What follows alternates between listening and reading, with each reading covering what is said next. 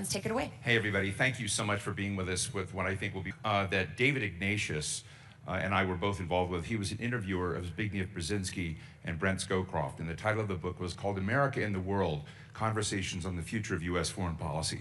What was extraordinary about that book in time is Big and Brent didn't agree on everything. They criticized each other. I remember when I was trying to get this book done, and the reason David was so important is that neither one would sign off on any sentence that the other wrote. And it was a fairly serious thing, but it kind of laid out from their perspective their fears about foreign policy going off the rails, their fears that America's national security equities wouldn't be managed in the right way, and they were future-oriented. Some of their criticism was directed at the Bush administration, as at the George W. Bush administration at that time.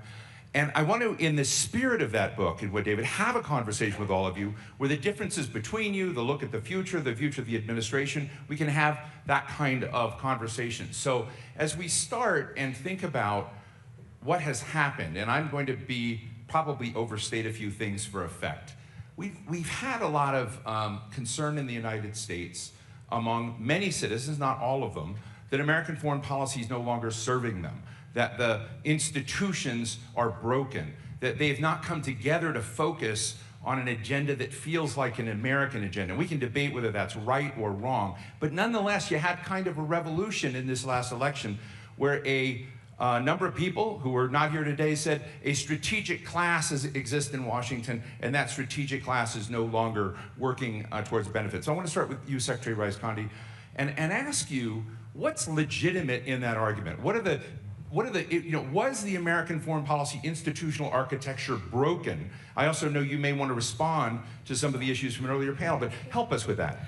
Well, first of all, thanks a lot, and it's a pleasure to be on with these gentlemen. Look, I think that the last 80 years or so of American foreign policy, dating to the end of World War II, have been, by and large, successful. The United States of America, with its allies after World War II, created an international economy that was not going to be zero-sum. It was going to be positive-sum. We weren't going to have to fight over resources. We weren't going to have beggar-thy-neighbor trading policies. The international system, the international economy was going to grow, so it wasn't a matter of dividing up a fixed pie. I know that there's a lot of talk about the recession in democracy, but you know, I used to teach a course at Stanford called The Role of the Military in Politics. I always had some Latin America junta that I could talk about, so there has been progress in that way, and we have to recognize the collapse of the Soviet Union. We have to recognize at one point the integration of China into the international system, so I think it's been successful. Have there been, however, problems in what has been created as a result? Yes, and I think that's the response that you're getting. And I would start with the sense that for any number of people, they have found their voice in an argument that the globalization did not favor or benefit them. And our tendency has been to say, oh, no, you don't understand. You can now buy cheap goods made in XYZ country, and they say, yes, but if I'm an unemployed coal miner in West Virginia, I have no prospects. And so I think we do have to recognize, partly it's the failure of the American educational system with any number of people, partly it is that certain kinds of jobs fled and skills didn't keep up. And so as we defend what I think has been a pretty successful 80 years, we do have to recognize that there was some carnage in large parts of the country. And what I've said is that when you have that happen, you get the four horsemen of the apocalypse, as I've called them: populism, nativism, isolationism, and protectionism. And so rather than just baying at the moon... And you say they tend to ride together. And they tend to ride together. So are the four horsemen here? Well, they are riding together in a lot of places, not just the United States. But I just want to make two other quick points. The first is, so recognizing that, we have to have, I think, a really internal look, ask hard questions about how that happened, why that happened, and how we're going to repair whatever caused this reaction to globalization. I will also say that and Nick Burns was just up here, the defection of China is a big part of the story, because the Chinese actually took from the system and didn't contribute in the ways that we thought they would, but lots of reasons. The second point I would make is not only do we have to look at what happened and why it happened, but we have to recognize that we're probably not going back to exactly that system. And so what are the elements that we need to preserve going forward? And I would just mention three. The first is alliances. You heard, I think, very good arguments about why alliances are so important. Secondly, I do think you have to preserve some of the apparatus for the carrying out of American foreign policy, and you're going to ask me about that later. And then finally, I think we really do have to look and see how can we recreate in the American people a sense that the United States of America is better when it's engaged in the world, when in fact we aren't having things done to us, but we are shaping it. The way that I put it for Americans is great powers don't mind their own business. They try to shape the international system, so if we don't shape it, others will. Thank you, Bob. You know, there's been a lot of talk here on this stage today about alliances, how important they are. I'm sort of interested in the question of what alliances should be directed at solving. What are the issues out there? I read Peter Bergen, when I was at the New American Foundation. Peter Bergen was one of my colleagues, who interviewed Osama bin Laden before, when the CIA couldn't find him. And if you read what bin Laden said, it's very interesting. He said he was trying to engineer an overreaction by the United States, a deep set of attacks and presence within the broader Middle East to create a reaction. And it raises the interesting question about alliances and also their blind spots. Were we blind to the, did bin Laden sort of win as you sort of look at the mess in the Middle East, the mess around the world, the challenges to American power and its role in the world, the degradation of the sense that alliances matter. So I want to talk about alliances more specifically than we just need them for a rainy day. Have we been directing them in the right way, and do we have blind spots?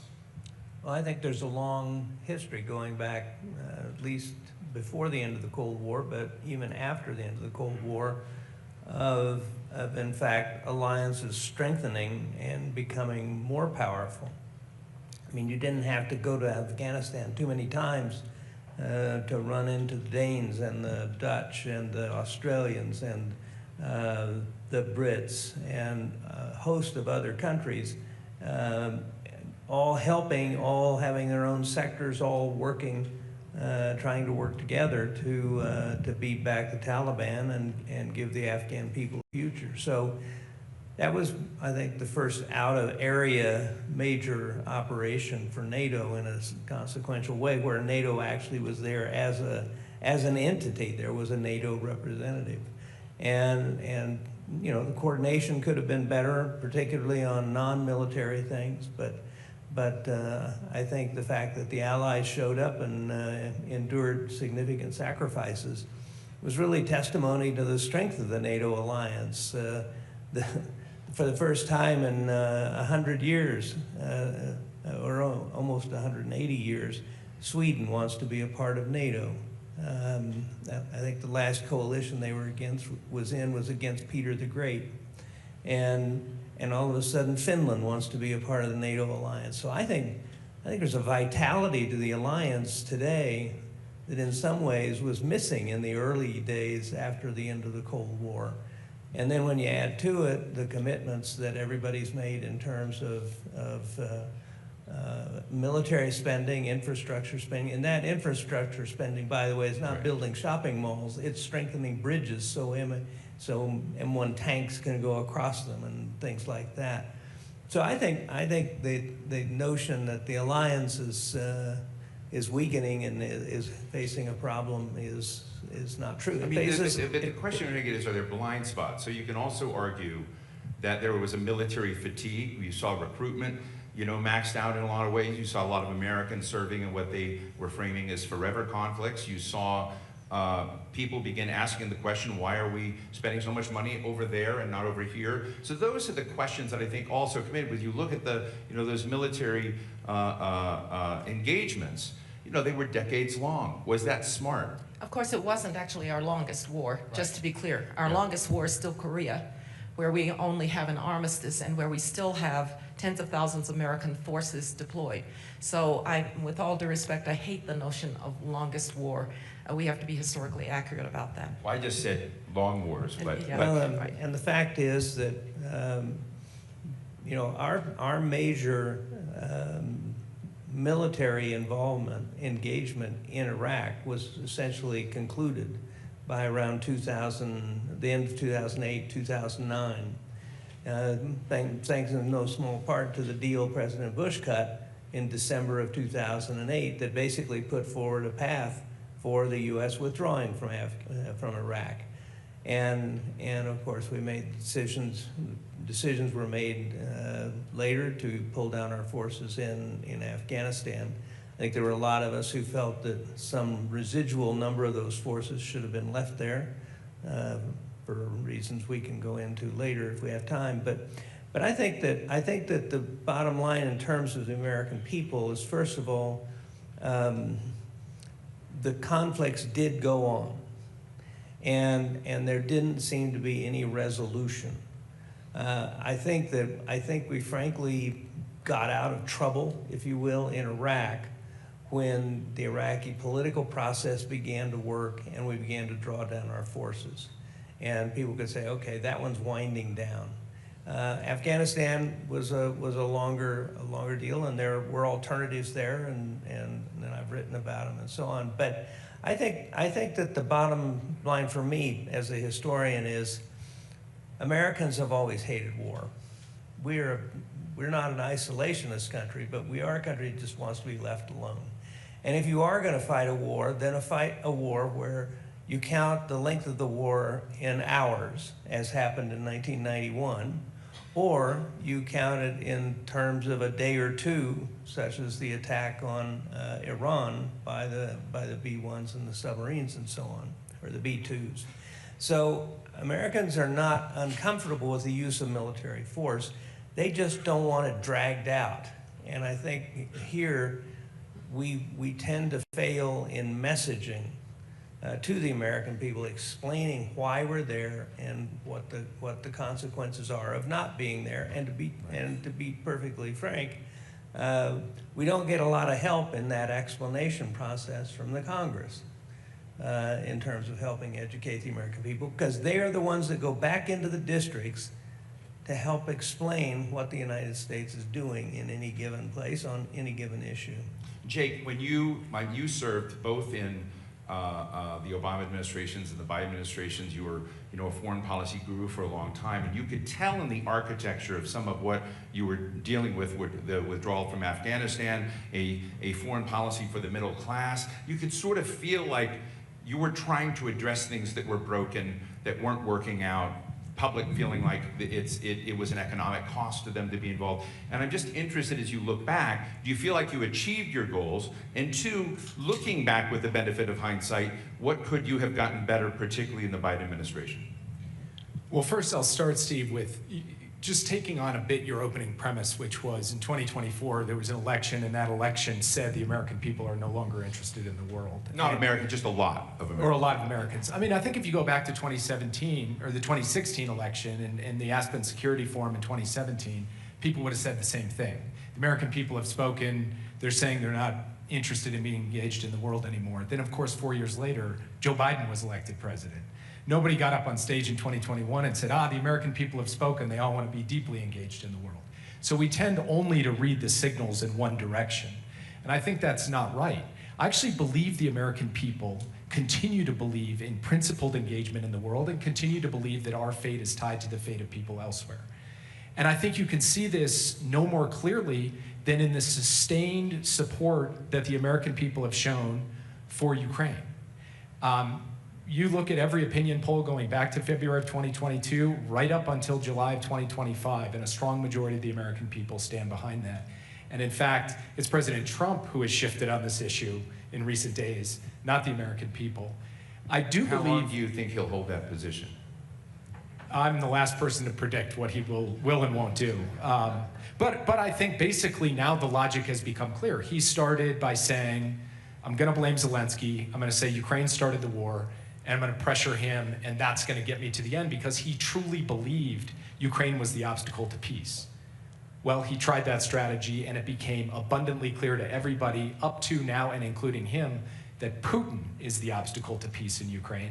And so I think now that he recognizes that, he's going down a track, which I think is right, to try to increase support for Ukraine and hopefully increase pressure on Russia.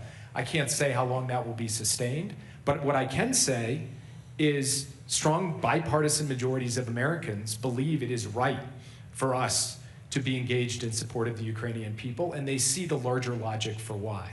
Now, one of the things we tried to do in the Biden administration was make the long-term investments in American strength and capacity through investments at home, through investments in diverse and resilient supply chains, through investments in our alliances that would ultimately deliver a more vibrant, more inclusive, more capable economy over time. I think the biggest challenge we faced is time. That those kinds of investments are playing out, they're playing out as we speak today, and will for the next many years, but election cycles are in 4 years. And I read the book Abundance with great interest because my lived experience as National Security Advisor was there are so many obstacles to the United States being able to build at speed and scale. Dimitri asked on the last panel, why didn't we solve the rare earths problem? We've seen it through multiple administrations, the Obama administration, the Trump administration, the Biden administration. And the answer is we made progress. We put a lot of effort into it right from day one and right to the end, both by ourselves and with allies, as Kevin Rudd indicated.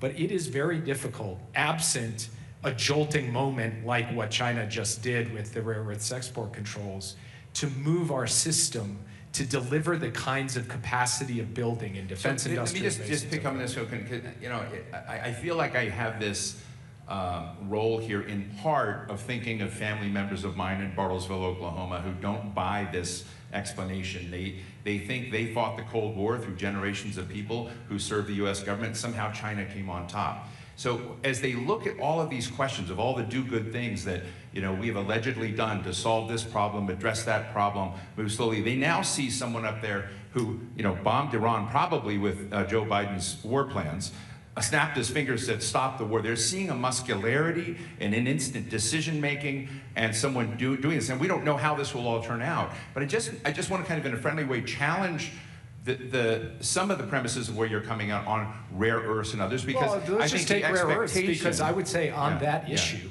the Trump administration took a good step with MP materials. Is that going to solve our problem in 1 year, 2 years, 3 years? No. We need to do a lot more.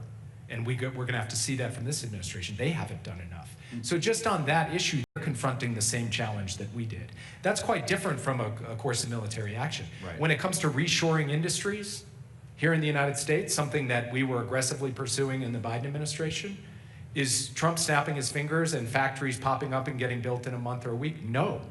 We still contend with very difficult challenges of building at speed and scale, and it takes more than a statement or a speech or a tariff to get that done. That is painstaking work and recognizing that the United States as a collective national enterprise, not just our government, but our private sector, and not just our federal government, but every level of government have to come together to do that. Mark, but do you wish President Biden had bombed Iran instead of Donald Trump using your war plans to do it?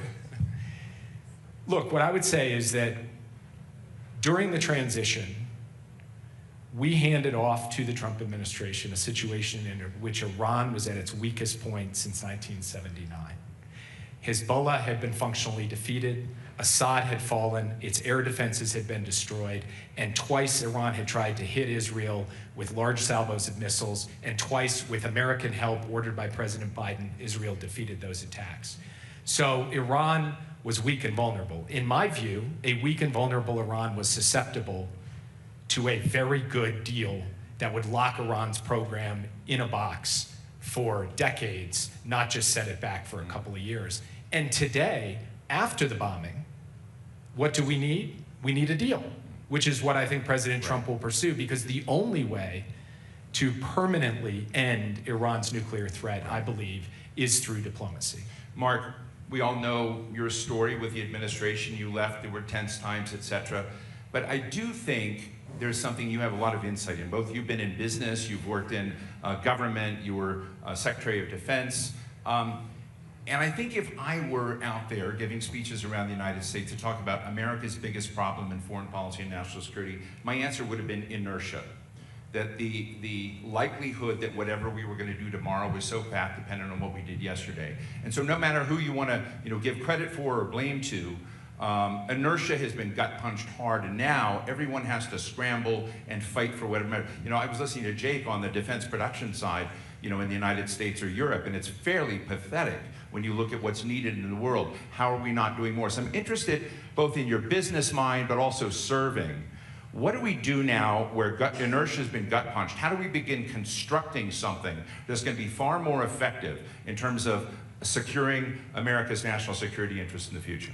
Yeah, so I think one of the accomplishments of the first Trump administration, certainly from DOD, was the recognition through our national defense strategy in 2018 that we were now in this new era of great power competition, that the era of counterterrorism and counterinsurgency was behind us.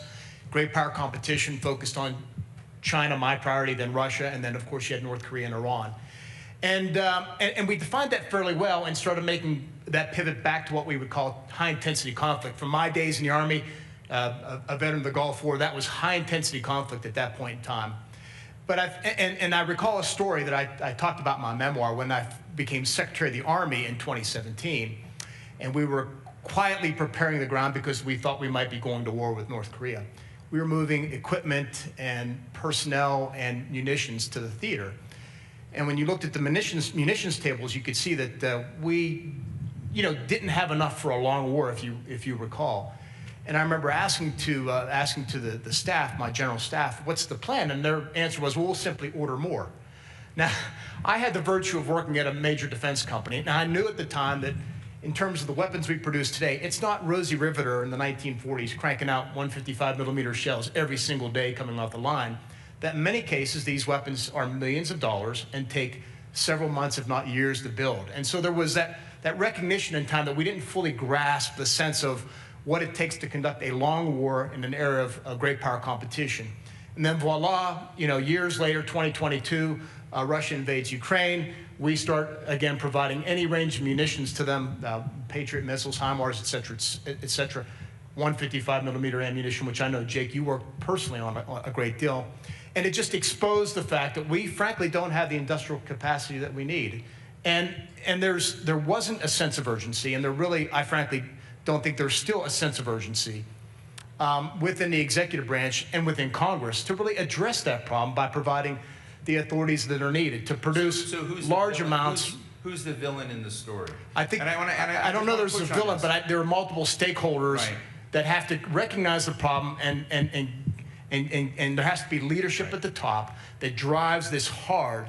We should be stacking munitions right now, so like cordwood. I talked to somebody in this room, anticipating you three, and also Secretary Rice would be on the panel, and they said, Bob Gates is a hero. During Iraq, he basically got involved with personally directing logistics teams and micro level, not exactly something you would expect a Secretary of Defense to be doing. Jake, you were credited as being the quartermaster for the, trying to go find all the interceptors and the ammunition all around the world, kind of scouring things in a way. Mark, in the same way, kind of look at business. And the person made the comment that the Pentagon does what the Pentagon wants to do, and that maybe, they'll be there on the other side. So I want to ask you this question about accountability and change as we look to the future. Because his comment, this is a very informed person who said, we've got to change the Pentagon does what the Pentagon wants to do model here, because our leading players across both Republican and Democratic administrations have struggled with that. So fix that problem. So I would say, and I dealt with this with the so-called night courts, where we went out and found tens and tens of billions of dollars. Yeah. The Pentagon does what empowered leaders are willing to take on and bear the risk to do. And Bob Gates did a great job in terms of building the MRAPs and doing that. And my view is that right now, we should be, start to say, stacking munitions, building munitions, stacking it like cordwood for preparation for a conflict against China. There was a famous war game done by, I think, CSIS a couple years ago, and we realized that we would run out of munitions, several sets of munitions in the first few days of the conflict. The same is true not just for munitions, but for drones that we talked about on an earlier panel. We should be stacking drones, all types, in preparation for a potential conflict that may come with China, and use that as a deterrent. That and our industrial capacity are going to be key to a long war. Bob, who's the problem? The problem where we are is that we're very long on diagnosis and very short on prescription. and you hear all the rhetoric about all the things that need to be done, all the the to-do lists that need to be taken care of, all of the opportunities for smaller defense companies and so on. That's all true. Right. But at the end of the day, there are two villains. One villain is the building itself and the continued need for reform. I see the Congress is in the process of passing yet another 1,000 pages of advice on how to fix acquisition. They've been doing that every year for the past dozen or 15 or 20 years. We've now had 20,000 pages of that advice, and you can see how much progress has been made in that endeavor. So you've got the Pentagon bureaucracy, which is a problem. The second villain, if you will, is the Congress. And the Congress is a huge villain here. The Defense Department has not had an appropriated budget at the beginning of the fiscal year in 15 years. For those of you in business, imagine running a business where at the start of the fiscal year, you don't know how much money you're going to get or when you're going to get it. We are now in the middle of a year-long continuing resolution. Nothing new can be started. Oh, all those new ideas that people had, all those new programs, you can't start any of them because, because you're under a continuing resolution. You come up with a new idea that needs to have a lot of funding. The Secretary has to go to 4 committees on the Hill to get transferred, to get reprogramming authority. And the Congress is very long on talk and very short on delivery. And so this new bill that was just passed has $150 billion in it for the Defense Department, including, I think, 40 or so, $45 billion for ships, for building 16, 18 warships. Guess what? It's 1 year money. How many naval contractors are going to build a new shipyard on 1 year money? So contracting needs to be multi-year for the Defense Department. It needs to be look out 5 and 10 years. So the solutions to these problems are not a mystery. It's getting from here to there that is the problem, and the political will cannot be summoned either in the executive branch or in the Congress, and it goes back over multiple administrations to fix our defense problem. When I got to the Pentagon in December of 2006, I walked in the door and I said, who in this building is responsible for overseeing the needs of the warfighter in Afghanistan and in Iraq? Who comes to work every day saying, what do they need and how can I get it to them? And there was no such person. Everybody was managing programs of record and doing the long-term stuff. So there are problems within defense. Right. There are problems with the Congress. They are fixable problems. People know what needs to be done. They just can't summon the frickin' will to do it. Well, let's jump there, Jake and Condi, to the State Department. There's been a lot of discussion about the neutralization and dismantlement of USAID, America's role in the world. I'm interested in whether or not, again, these are subjects, again, going back to my Bartlesville, Oklahoma family. They don't really worry too much about USAID. They think it probably was a distraction and you know, is something that was, again, undermining their core interests. And it's just very interesting to go back and feel that. Even when you go to speak to World Affairs Councils around the country in small towns, as I do, you can sort of feel not a complete embrace of President Trump, but something where they say, wow, he's really got his thumb on something that the strategic class in Washington is not feeling. So I want to give you an opportunity to kind of respond to what was left vulnerable to be hacked away when you left office. And Secretary Rice, I know you want to respond on the USAID issue as well. Jake? I defer to the Secretary of State. That's what national security advisors are supposed to do, right? Yes. Absolutely. Never. That's right. Yeah. No, I'm happy to answer, but I want to let Condi the nice thing for Marco is he doesn't have to defer. He can defer That's to himself, right. He defers which to is Henry Kissinger's want as well. Look, I think I'm well known, and I have every credential imaginable, as somebody who believes in foreign assistance, who believes in the compassion agenda, who was a part of the creation of PEPFAR, part of the tripling and quadrupling of aid to Africa, et cetera, et cetera, et cetera.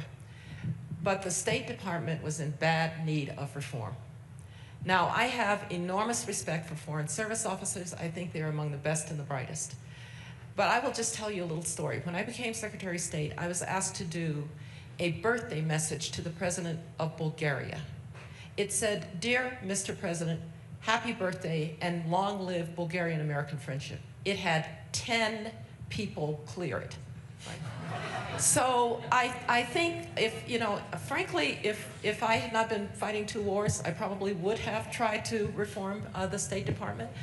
And so I'm going to wait and see how this reform of the State Department works. I think there are too many layers in the Department of State. And when it comes to USAID, I am on record as having never favored USAID as an independent agency. In Britain, DFID, as it's called, was an independent agency, then it wasn't, then it was. And the minister or the foreign secretary always had trouble coordinating what was done through this independent agency. The person who ran USAID for me is Henrietta Fore. I think she's someplace in the audience. Right. And what I did, yeah, she did a great job. But what I did was I made her both Deputy Secretary of State and Administrator of USAID. And we forced integration by forcing the Assistant Secretary for, say, Africa and the Assistant Administrator for Africa to come together and present their budget together. So I think that, I don't love the way that everything was done. I especially think the Doge period was a bit of an experiment that ran a little wild. But I have a lot of confidence in Marco Rubio. I know what he thinks about the tools that the United States needs for foreign policy. And I also know that the State Department is in bad need of reform. Chris Coons and Mark Warner said we're not seeing the real Marco Rubio. Do you think we're seeing what? the real Marco Rubio? I'm not going to even go there, all right? I think it's really a little bit insulting to try and talk about the real Marco Rubio. We've all known him for years. And he's a competent believer in American power and its exercise. And I think you're starting to see elements of that. But when it comes to the reform of the State Department, I just want to say, I think that the State Department is badly in need of reform. Right. And we will see how this comes out, but I'm prepared to wait and see. Jay. So I have a lot of spare time on my hands now. I went back and read John F. Kennedy's speech announcing USAID in 1961. And you get halfway through the speech and he actually stops and he says, there are many people in America who are asking, do we still need to be doing this after 15 years? Do we still need to be doing foreign assistance? Shouldn't all that money be spent at home? And I raise that because I don't think this is a challenge facing the question of foreign assistance just from the last 10 years. This has always been the case, where there is a natural intuition to think, wait a second, why are we spending the money over there rather than here? And are we really getting bang for our buck, and is it serving our interests? And presidents of both parties have stood up and made the case for why it makes sense. And I believe that the foreign assistance element of American soft power is incredibly important. And you know who else believes it's incredibly important? China. Which is why when we slashed and burned USAID over the last few months, China went in to fill in the gaps just about everywhere. So I'm one who believes that president after president has had to confront this strain of question, legitimate common sense question from the American people, and has tried to do so in a way that has been responsive, as Secretary Rice was, in the way that she built the F function and brought USAID closer into the State Department. Yeah, but I would just say, I'm sorry if you don't mind, just yeah. one other point that I think is really important. That doesn't mean there doesn't have to be reform, and that reform should be real and it should be accountable.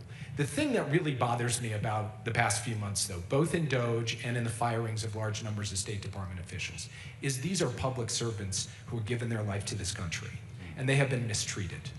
And I believe that we should be standing up for these folks, not claiming that they're bad and evil and wrong and lazy, which they are not. So whatever you want to say about reform and trying to do things in a different way or align priorities in a different way, that's one thing. Right. But we've got to treat the people who have served this country with respect and give them what they are due, which is a deep sense of gratitude for the American Jake, people. I just want to say, I spent my life treating them with respect. I'm sorry. No, just let me finish. That was not... No, just let me finish. Yeah, criticism. Treating them with respect. And as I said, the Foreign Service is the best and the brightest. But I will tell you that there is an issue in terms of some of the things that we were doing in foreign assistance over the last several years that were quite far apart from American national interest. So a look at what the foreign service dollar, or the foreign assistance dollars that we are spending is actually buying, Right. I think is long overdue. I'd be the first to say, don't like the way the rhetoric has gone, but sometimes you have to admit that it's been drifting for a while. The second point that I would make is I'm the one who said just yesterday, when I walked into a room, I loved having the American military on one shoulder, the American economy on the other, and a hand of compassion. So I'm totally there. But we have, with the American people, questions about what we're doing with foreign assistance. Why is it that years and years and years and years after we have had a foreign assistance program, we seem to have made little impact on the recipient of that foreign assistance? I will tell you about a conversation I just had with somebody who's a recipient of PEPFAR. Right. I think, from my point of view, the proudest moment in all of my government service was when we did PEPFAR. We saved 25 million lives. This person, however, said, it's also been 20 years. Have we been developing ourselves the capacity to do some of this ourselves?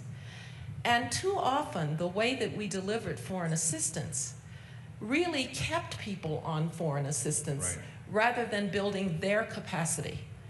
And I would hope that now, when we're re-looking how we do foreign assistance, that we're cognizant of the fact that we don't actually want to be in a country for 40 years delivering foreign assistance. We want to build up their economies. We want to build up their capacity. We want to build up their healthcare systems. And so that's why I say it's high time that we take a look at how we're delivering foreign assistance. If 20 years after PEPFAR is delivered, we still have countries that are not capable of doing anything for themselves. I think that's a very important question. So I tell you one thing, time flies when I have the four of you on stage. So we have 4 minutes, just remarkable, and I'm going to try and do this. There's so many issues out there we could have discussed. Where should Russia sit on our strategic dashboard? What should a more robust challenge, dealing with the China challenge look like? What are the component pieces? How do we deal with the emergence of AI everywhere in terms of threats and not? Where does India fit at the map? What are the other areas? So 1 minute on each? Yeah, well, no. I'm going to ask each of you, as you sort of look at this, and I think one of the things, to come back to the spirit of the book of thinking about the future of America and the world, I'd just be interested to hear from each of you a priority, whether it's Middle East, Gaza, or something we need to get better than we've been getting it. What should be the focus from your unique independent perspective on something that we're not solving, that we need to solve to secure our national security interests down the road? So I'll let you pick whatever, because there's a long list of things we didn't get to on this panel. So Mark. If I could wave a magic wand and ask for one thing, I'd like to see greater cooperation and bipartisanship at the political level here in this country. And I think if both parties can come together, work together on the issues of the day, then I think that is the basis, the foundation by which we solve most other problems, whether it be China is the greatest strategic threat we face, or from our debt and deficit, which are growing out of control. But I think we need to get back to a more of a political consensus and find people who are willing to work together to advance the agenda of the day, the president's agenda, whatever the agenda of the American people, and drive forward on that. That'll show confidence to the American people and to our allies as well, that America can still lead and can still get things done. Jade? It comes back to what I said before about the ability to build at speed and scale, because I believe that a country that loses its ability to build will ultimately lose its capacity to innovate, and in doing so, I think we will fall behind in the competition with China. We have to get that right, and I think the only way to do that is to do it on a bipartisan basis. Thank you, Bob. For all the rhetoric, a lot of parts of government work well, but a lot of parts don't. And in addition to endorsing what Mark and Jake have said, I would say having the leadership in the White House, in the Hill, and in the departments to actually fix a lot of the problems that are wrong you know, criticize Doge and all the rest of it, and there may be a worse way to reform government than Doge, but I can't think of it. But there is a need for deep-seated reform and restructuring in almost every element of our government. It's built up barnacles over decades. And so what we need is a reform agenda that empowers cabinet secretaries, that empowers leaders in Congress to work together to figure out how do you reshape these institutions and make them work for the 21st century, because they're all holdovers from the 20th century and a bygone era. So there is a need for a thoroughgoing house cleaning, in all honesty, in the federal government, Defense Department, intelligence community, all the other departments of government. But what it takes is a set of leaders, beginning with the president, but beginning with the leadership of the Congress, that says, you know, we have an opportunity here to try and fix a lot of this. Let's see how we can do it, and do it in a sensible way that preserves what works and gets rid of what doesn't, and then prepares for the future. Condi? Yeah. I completely agree with my fellow panelists, so let me go a completely different way. I'm actually really worried that too many Americans don't think they've got a chance. And I think it's a combination of a little bit globalization. A lot of jobs did leave, and the $18 an hour unskilled labor job's gone forever. Some of it is in our educational system, where we've got too many third graders who can't read, and we've got too many 21-year-olds with a useless college degree and a huge debt, when maybe a skill as a plumber or as an electrician might have done better. I worry that the 35-year-old who can't be retrained, because we've got 37 different federal training programs, none of which work. I worry about our human potential, because ultimately, the thing that holds the United States together, and it's actually the thing that I think has been admired when you go abroad, is that we're not actually held together by nationality or religion or ethnicity. We're held together by a creed. That it doesn't matter where you came from, it matters where you're going. You can come from humble circumstances, and you can do great things.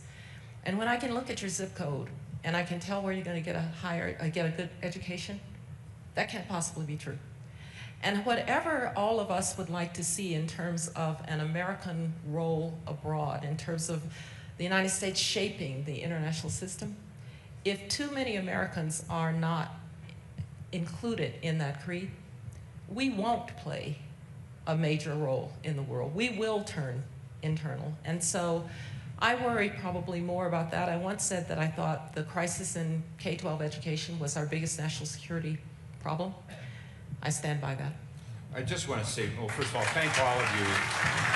And if you've been able to walk around on campus, I love these little banners that they have with, you know, quotes from Todd Young and Emmanuel Bone and others. And there is the one that Condoleezza Rice said, it's out there, and it says, I often say how the four horsemen of the apocalypse, as I call them, are populism, nativism, isolationism, and protectionism, and they all tend to ride together. I think it's very important, and I think one of the challenges I would put to all of you and all of us is there's a dismissiveness about the reality that that's rising.